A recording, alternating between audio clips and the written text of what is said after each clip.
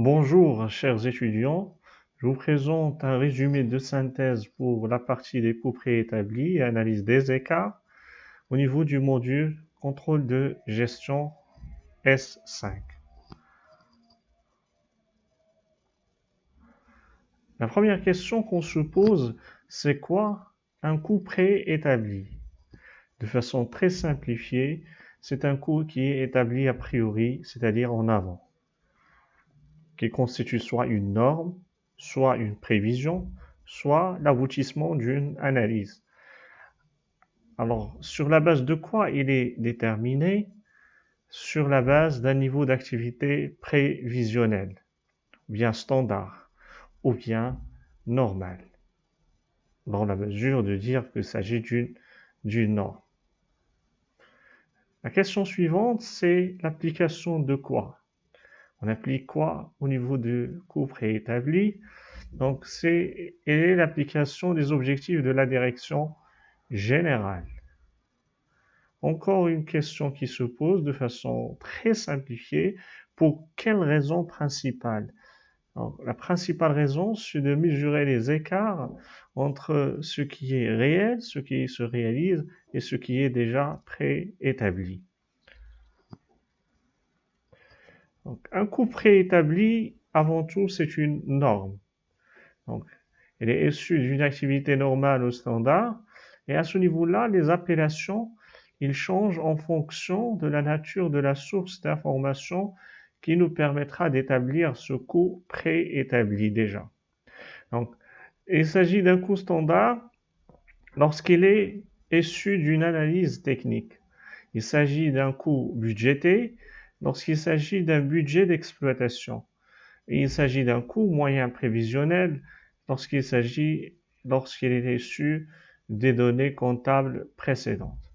Voilà, trois appellations qui nous permettra d'établir ce qu'on appelle le coût préétabli. Donc le coût préétabli qui reflète la norme ou bien les standards, ce qui est budgété ou bien ce qui est prévu au niveau moyen. Donc ça, c'est les trois appellations qui peuvent signifier ou permettre de calculer ce qu'on appelle un coût préétabli. Donc, à un autre niveau, un coût préétabli ou bien le calcul du coût préétabli, il s'intéresse à un niveau de processus de production, une section analytique, un centre d'analyse, ou bien il s'agit d'une activité au sein de l'entreprise, au sein du processus de production, soit le processus entièrement, soit une section analytique, un atelier, etc., qui est analysé. Je pense que cela, vous l'avez déjà eu au niveau de la comptabilité analytique. Alors, au niveau de coût préétabli, on va voir l'impact du coût préétabli et ce qui nous permettra de faire de plus par rapport au coût ou bien par rapport à la méthode des coûts complets. Donc, et nous avons deux éléments qui appartiennent aux charges directes, les matières et la main-d'œuvre directe, et un troisième élément qui concerne les charges indirectes, ce qui couvre ce qu'on appelle un coût au niveau d'un atelier ou bien au niveau d'une section analytique ou bien d'un centre d'analyse. Pour les matières, nous simplifions, c'est le coût total des matières préétablies, c'est le coût unitaire préétabli multiplié par la quantité préétablie. Après, on va détailler. Donc, on achète des quantités de matières, ou bien elles sont issues d'un processus de production, et on a un coût unitaire préétabli également. Alors, lorsqu'il s'agit de la main-d'œuvre directe, on va sauvegarder les mêmes appellations, coût unitaire préétabli, quantité. Lorsque les exercices et au niveau des applications ou bien au niveau pratique, vous avez le coût unitaire préétabli de la main-d'œuvre reflète ce qu'on appelle le taux horaire préétabli. Et la quantité préétablie, c'est le nombre d'heures préétablies. Donc la quantité, c'est le nombre d'heures ou bien le nombre d'heures MOD. Et le coût unitaire, c'est le taux horaire, c'est-à-dire le paiement unitaire de chaque heure de travail au niveau direct. Les charges indirectes maintenant. Pour les charges indirectes, également, on va sauvegarder les mêmes appellations. Coût unitaire, quantité. Alors là, la signification du coût unitaire, c'est le coût de l'unité d'œuvre est préétabli. Et là, il faut faire attention au niveau de la nature de l'unité d'œuvre pour l'établissement de ces coûts et de ces quantités. Alors les quantités, ce sont seulement le nombre des unités d'œuvre préétablies. Donc ça peut être les heures émodées, ça peut être les heures machines, la quantité de matière consommée, donc quantité de produits réalisés. Donc plusieurs éléments et permettent de dégager la nature de l'unité d'œuvre auquel il faut faire attention. Donc on va analyser élément par élément pour déterminer ce qu'on appelle l'écart global. Alors, vous voyez avec moi les matières. Donc, les matières, ça fait partie des charges directes. Donc, nous avons une activité réelle qu'on va la mettre en avant par rapport à l'activité préétablie ou bien l'activité standard. D'après les données, on va faire sortir les éléments clés de l'activité réelle. Auquel il faut faire attention. Donc, la quantité, nous avons une quantité réelle de produits. Donc, pour réaliser la production d'un produit, alors la quantité qu'il faut nécessite une quantité également réelle, parce qu'on est dans l'activité réelle, de la matière qu'on va noter QRM. Donc les notations, ils sont sur une notation indicative. Donc si vous avez d'autres notations à laquelle vous avez travaillé, aucun souci, juste il faut faire attention à tout ce qui est unitaire, à tout ce qui est total. Donc avec un coût unitaire réel, ce qu'on appelle, on va noter CUR. Donc voilà, en ce qui concerne voilà le coût unitaire de la quantité des matières. Pour mesurer le coût réel, c'est-à-dire le coût total réel des matières, nous allons faire la multiplication des quantités de matières fois le coût unitaire des matières. Bien sûr, on est dans l'activité réelle. Généralement, ça ne pose pas aucun problème au niveau des exercices. La chose à laquelle il faut faire attention, c'est que parfois on ne vous donne pas le coût unitaire, mais on vous donne le coût total. Donc, ici, vous pouvez noter CT, etc.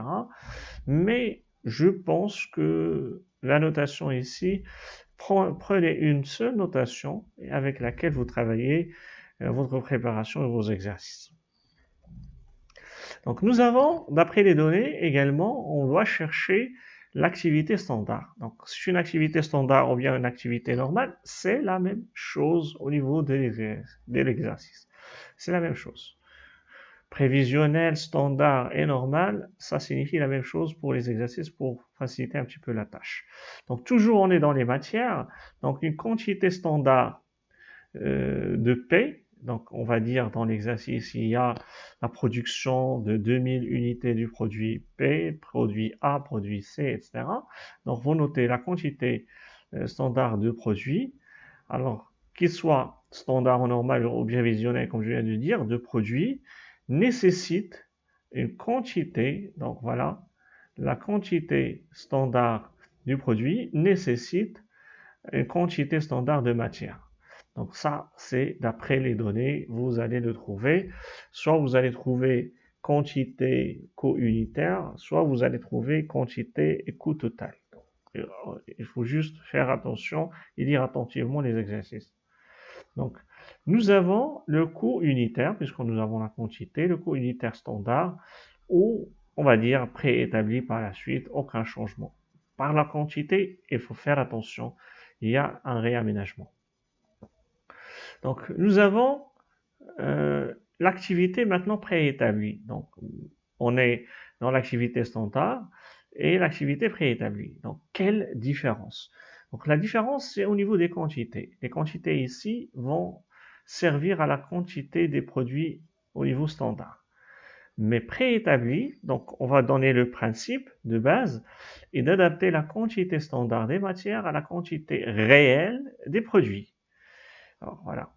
Donc ici, nous avons une quantité standard de produit, il va nous donner une quantité standard de matière, mais la quantité préétablie, il va adapter la quantité standard à la quantité réelle du produit, bon, pour pouvoir mesurer l'écart. et faire la différence entre deux choses qui sont homogènes. Donc, d'où vient la quantité standard pour une unité de produit, hein? Donc, combien ça nous fait une unité de produit, combien ça permettra de consommer de matière. Donc, on fait la quantité, techniquement, on fait la quantité standard de la matière divisée par la quantité standard du produit. Soit on le fait isolé et par la suite l'appliquer, soit on le fait dans l'application au niveau de la formule de façon directe. Donc, de façon très simplifiée, on va dire la quantité maintenant préétablie. Regardez, il y a une différence. Alors, parce qu'il y a une différence entre la quantité standard du produit et la quantité réelle du produit. Donc, il faut adapter la quantité standard à la quantité réelle du produit.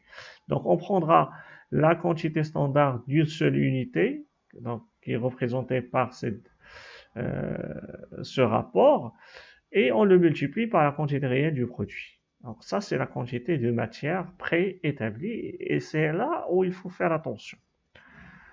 Alors, nous avons évidemment le coût unitaire préétabli, il est égal au coût unitaire standard sans aucune adaptation, aucun problème. Donc, le coût préétabli total est égal à la quantité préétablie multipliée par le coût unitaire préétabli. Voilà. Toujours, la chose ici à laquelle il faut faire attention, c'est la quantité préétablie qui doit être calculée selon la formule suivante.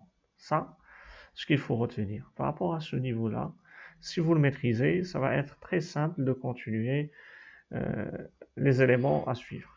Donc, nous pouvons détecter maintenant l'écart global. Donc, l'écart global, c'est le coût total réel des matières, parce qu'on travaille sur les matières, moins le coût, voilà, le coût total préétabli que nous avons déjà donné sa formule.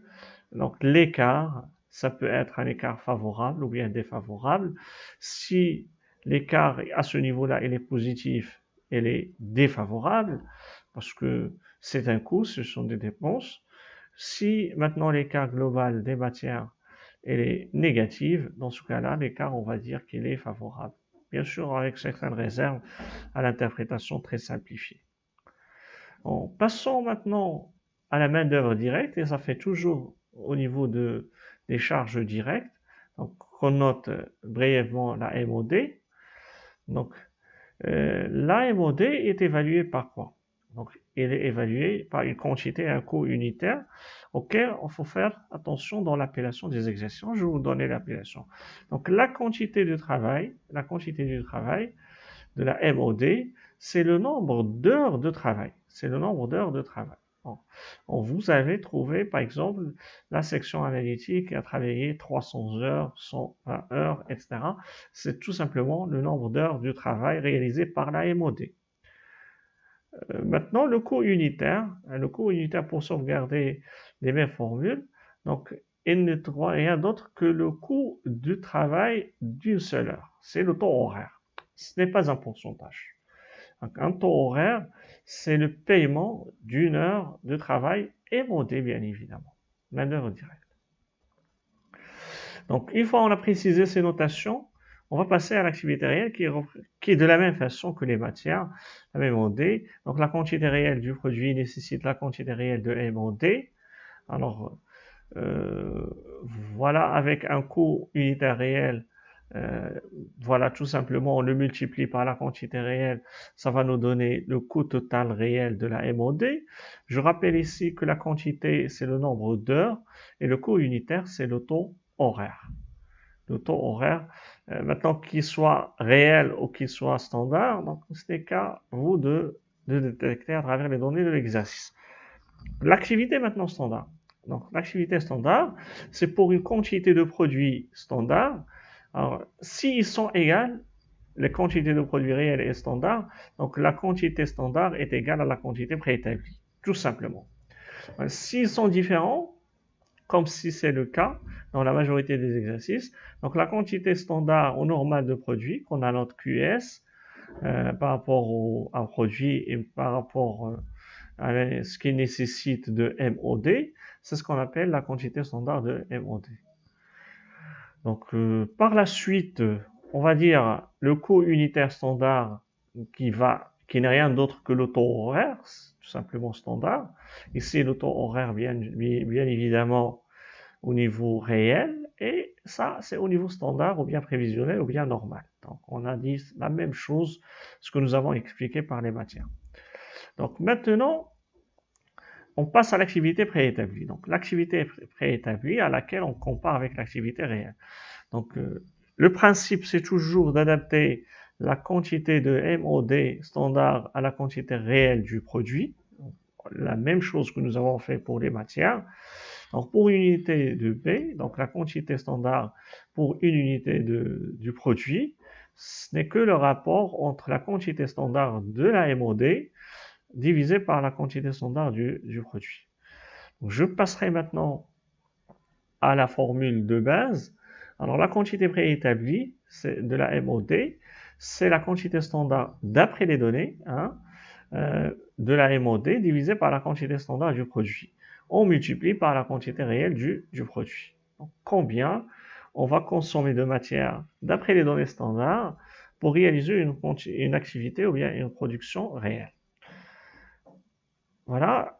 Et nous avons dit, comme ce qui est présenté pour les matières, la coût unitaire préétabli est égal au coût unitaire standard. Donc, le coût total préétabli, c'est la quantité préétablie que nous avons déjà déterminée, multipliée par le coût unitaire préétabli au standard, c'est la même chose. Donc, on va mettre la notation pour respecter une logique d'explication. Donc, l'écart global, comme je viens de le signaler, c'est l'écart entre le coût total réel de la MOD moins le coût total préétabli de la MOD. Donc, la différence entre l'activité réelle et le coût de l'activité préétablie. Passons maintenant aux charges indirectes. Donc, cette partie-là nécessite juste une attention, une réflexion et quelques exercices et ça va être un petit peu bien maîtrisé. Donc, la première chose, c'est comment on évalue les charges indirectes. Sur la base de quoi on permettra l'évaluation. Donc, ils sont évalués, les charges indirectes sont évaluées par la quantité et le coût unitaire. Mais on va préciser, pour sauvegarder les mêmes formules de l'activité réelle, préétablie et également standard. Donc, c'est la logique avec laquelle nous avons travaillé durant ce cours-là, c'est qu'on essaie d'uniformiser les formules pour pouvoir les retenir. Donc, la quantité, c'est le nombre des unités d'œuvre. Ça, c'est vague. Donc, ça dépendra de quoi? Ça dépendra de la nature de l'unité d'œuvre. On va expliquer ça davantage. Donc, le coût unitaire, c'est quoi? C'est le coût de l'unité d'œuvre, tout simplement. Donc, ici, c'est général.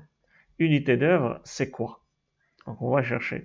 À ce niveau-là, il faut faire attention. Pour les charges indirectes, l'attention à laquelle il faut faire que la nature de l'unité d'œuvre est déterminante pour la quantité réelle et préétablie.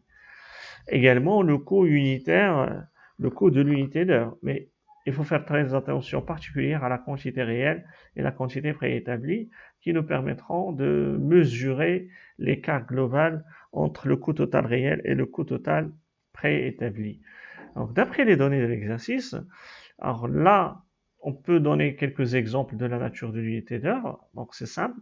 Donc, la nature de l'unité d'œuvre, si elle est, par exemple, la MOD, heure MOD, donc c'est la même quantité. Donc, la quantité réelle des charges indirectes, c'est la quantité réelle de la MOD. Donc, je parle de la quantité. Le coût unitaire, vous le cherchez d'après les données. Et la quantité préétablie, donc sans se soucier. Donc, vous avez la nature et la heure MOD, et vous avez déjà travaillé les heures MOD. Donc, la quantité préétablie des charges indirectes est égale à la quantité préétablie des heures MOD que vous avez déjà déterminée, si vous l'avez déterminé précédemment. Donc, sinon, vous appliquez les mêmes formules et vous revenez sur l'heure MOD, vous allez trouver. Donc, si par exemple, la nature de l'unité d'heure est la quantité de matière, et la quantité de matière, c'est la même chose. Donc, la quantité réelle des charges indirectes, c'est la quantité réelle des matières. Et la quantité préétablie des charges indirectes, c'est la quantité, voilà, le nombre des unités d'heure, c'est le même que la quantité préétablie de la matière. Donc, bien sûr, parce que ici, on a nommé la nature, c'est la quantité de matière. Ça peut être l'heure machine. Donc, l'heure machine et ne figure pas précédemment, donc vous allez la calculer de la même façon que nous avons calculé la MOD ou bien que nous avons calculé pour les matières.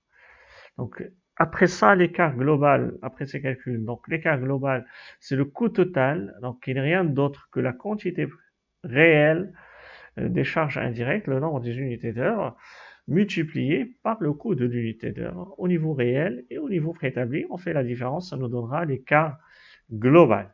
Voilà, notre objectif. Donc, dans ce tableau-là, on va faire une synthèse de deux activités, réelles et préétablies. Donc, les principales formules que nous avons déjà utilisées. Le coût total réel, c'est la quantité réelle des matières fois le coût unitaire réel des matières.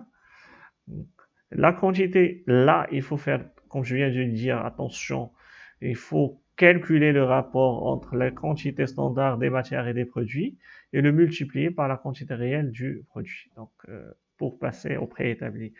Donc, naturellement, le coût unitaire préétabli est égal au coût unitaire standard.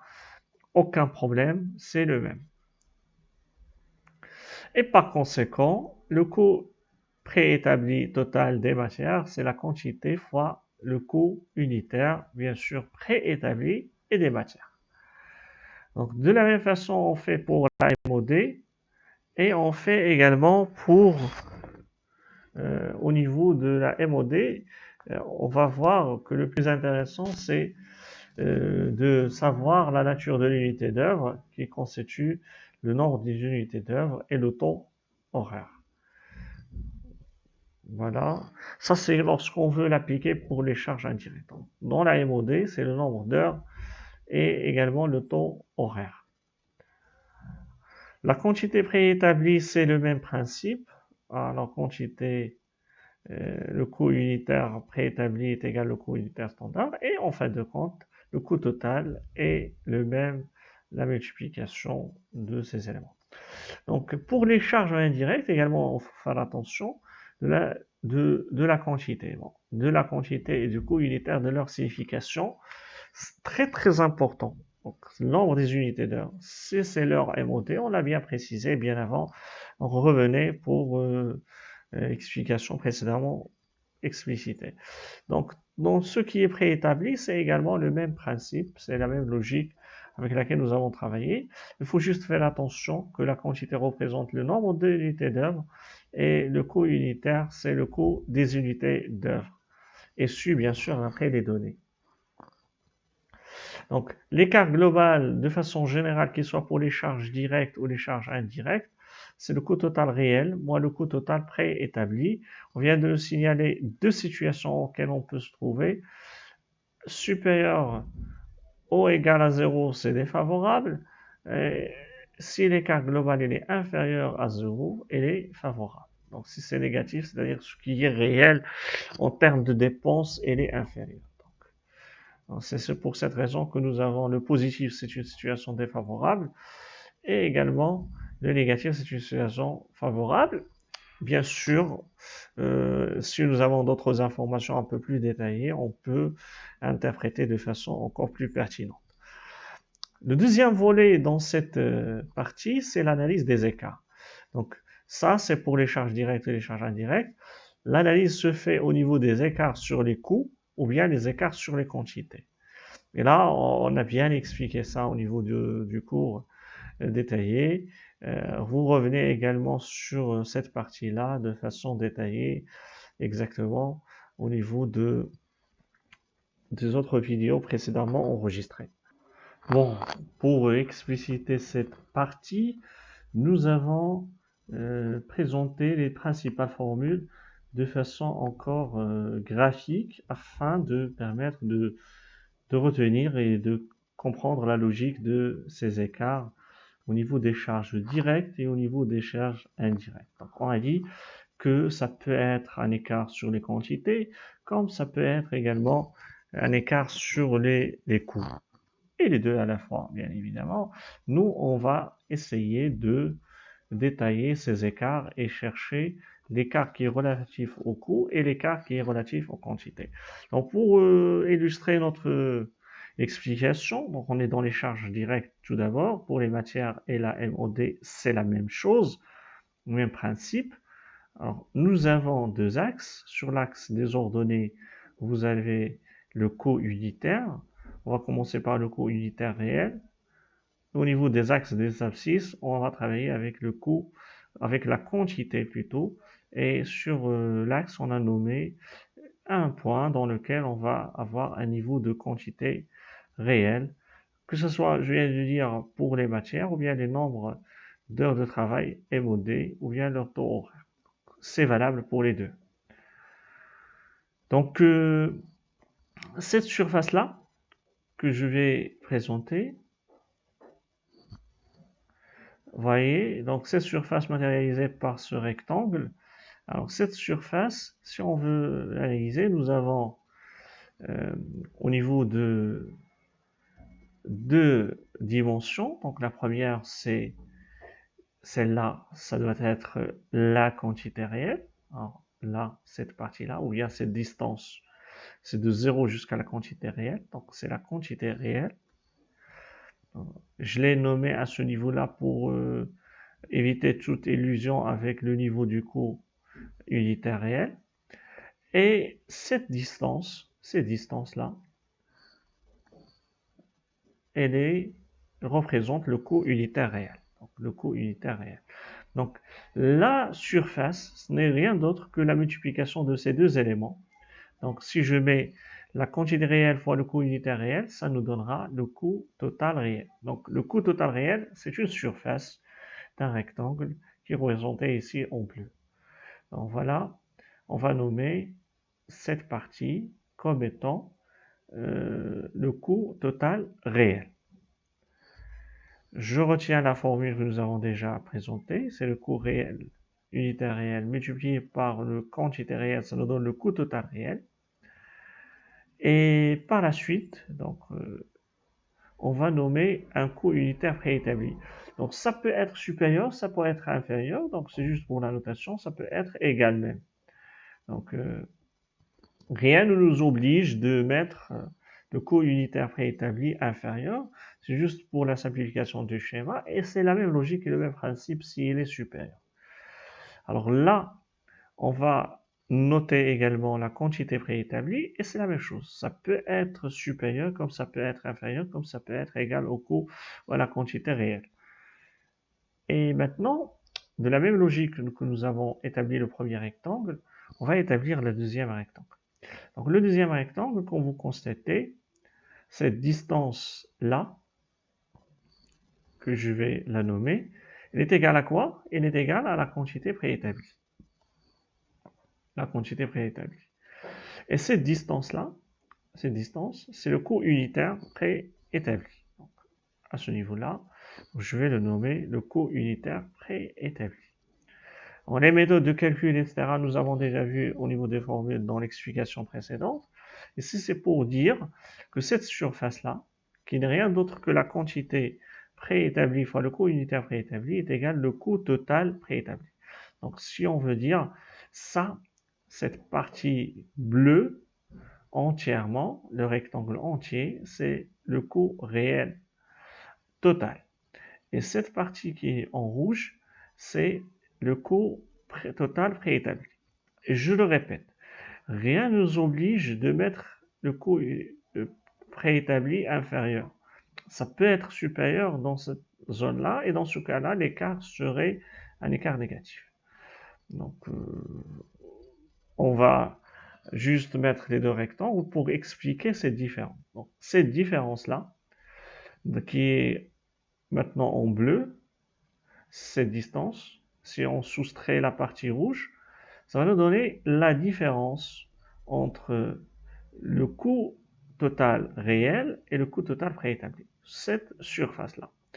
Quand vous constatez, cette surface, elle est composée de deux éléments. Donc, je vais noter tout d'abord la quantité le coût total préétabli qui est égal à la quantité préétablie multipliée par le coût unitaire préétabli comme nous avons dit au niveau du graphique.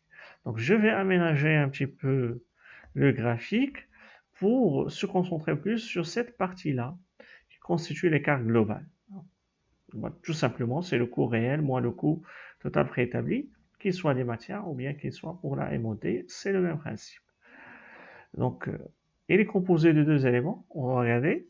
Ce rectangle vert, il est en haut et il y a une partie qui va rester qu'on va noter par la suite. Donc, mesurons maintenant ce rectangle. Donc, ce rectangle, c'est au niveau des coûts.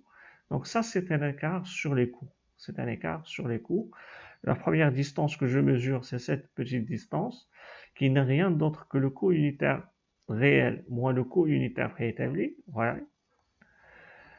C'est le coût unitaire réel moins le coût unitaire préétabli. Donc, je prendrai la totalité de la distance et je supprime, mais je déduis cette petite distance. Ça va nous donner le reste de ce rectangle vert. Donc voilà, ça c'est le coût unitaire réel moins le coût unitaire préétabli.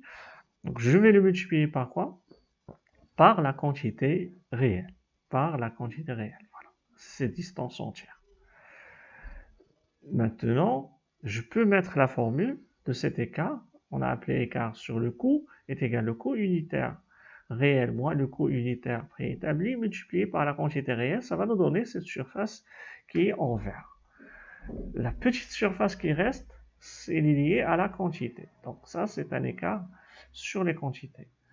Alors, je vais lui donner une autre couleur marron et je vais mettre la distance, ces distances-là, elle est logiquement la quantité réelle moins la quantité préétablie. Regardez. Toujours, je commence par le réel et je déduis le préétabli. Et cette distance-là, ce n'est rien d'autre que le coût unitaire préétabli. Voilà. Je vais la noter. Coût unitaire préétabli. Alors là, cette surface, c'est quoi? C'est un écart sur les quantités. Alors, qu'elle est mesurée de la façon suivante. Là, cette distance, quantité réelle moins quantité préétablie, multipliée par le coût unitaire préétabli. Donc, voilà. Je vais simplifier le schéma donc pour sauvegarder rien que les écarts. Donc, ça, c'est l'écart sur les coûts.